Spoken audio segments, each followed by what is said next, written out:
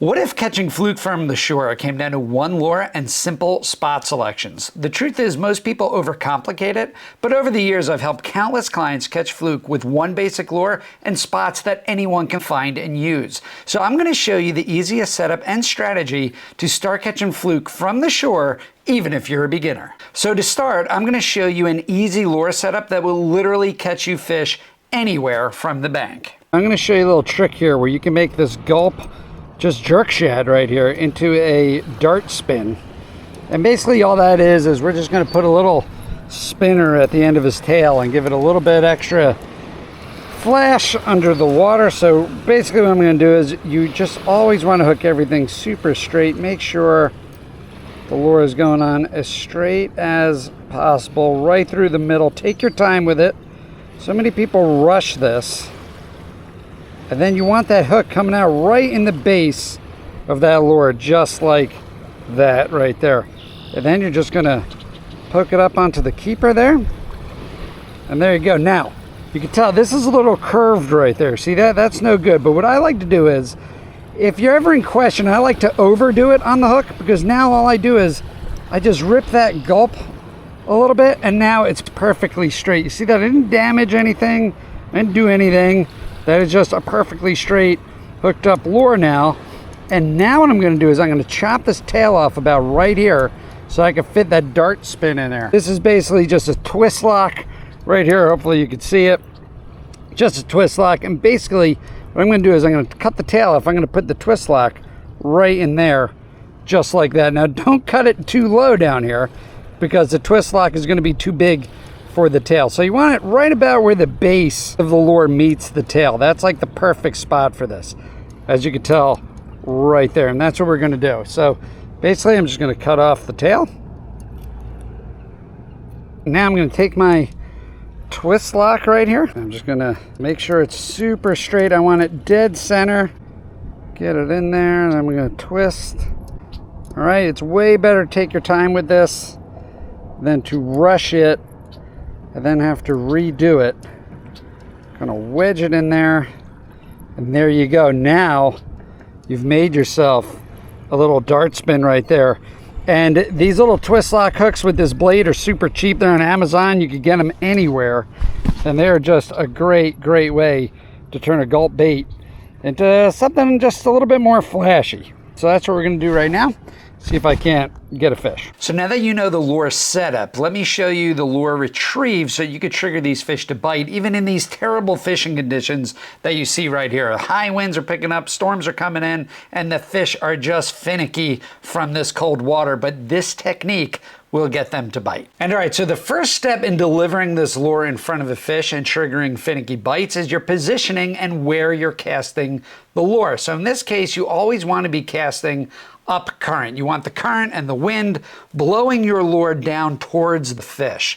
This is going to be the most natural presentation of any lure that you're going to provide to these fish. Keep in mind the fish are sitting in holes and different structures, and they're waiting for nature to bring food to them. So this is really the way to do it. You'll see I'll cast up current, and now I'm just raising that rod tip just enough as I get that lure off the bottom. And as I raise that rod, I'm letting that lure come back to me, kind of gliding forward towards me, and that will allow that spinner blade in the back to put in a lot of vibration in the water and give a little bit of flash to those finicky fish.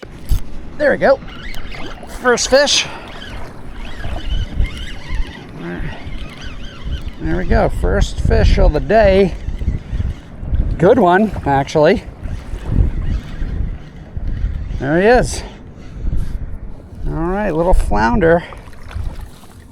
Yeah, that's a keeper, actually. Look at that. All right, right on the sod bank, exactly what I thought was going to happen.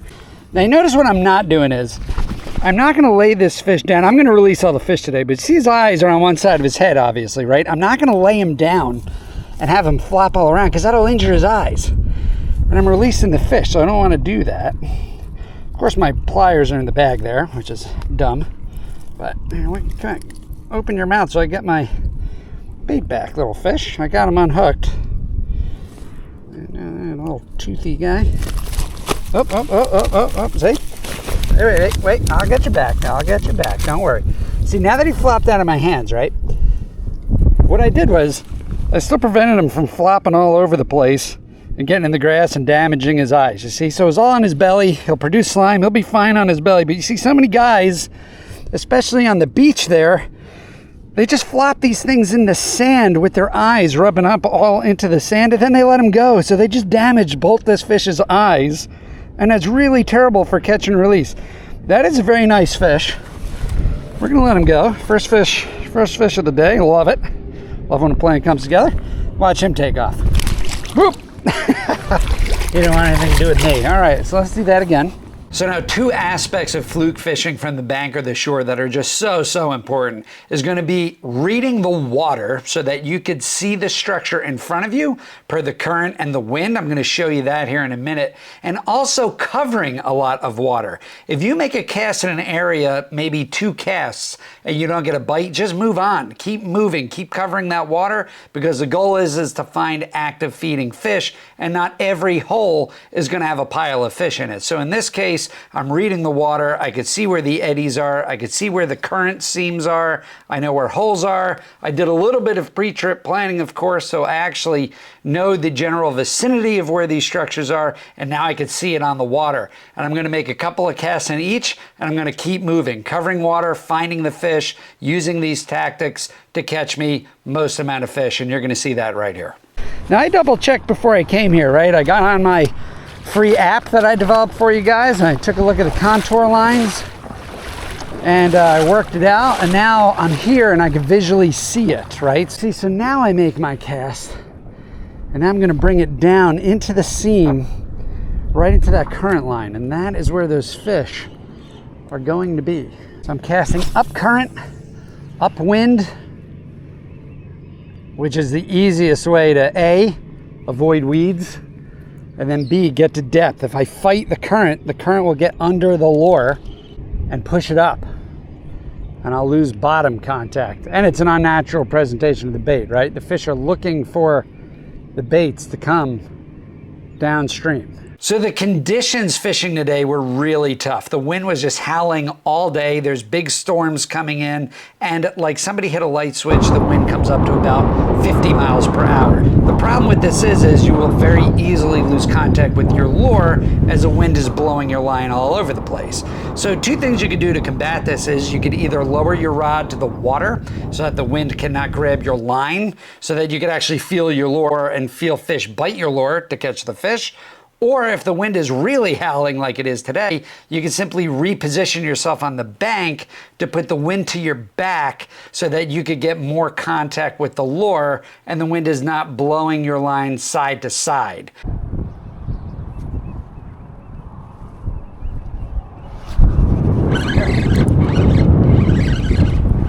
Very subtle bite there.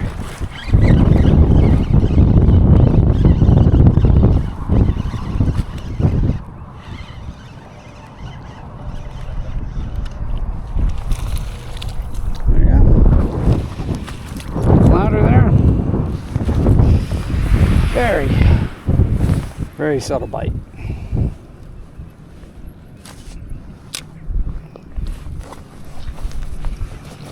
There, I just see a few of these, man. So my move paid off right there. Getting out of the wind. Yeah, let's get this little guy back.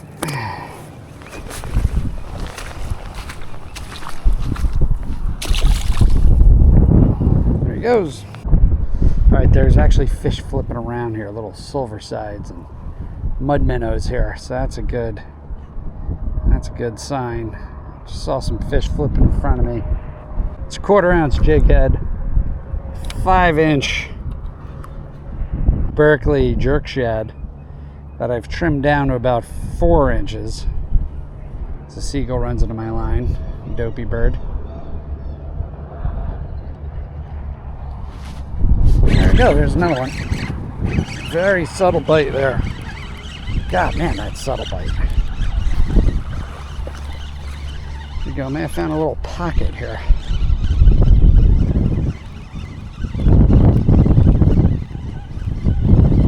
Way out there.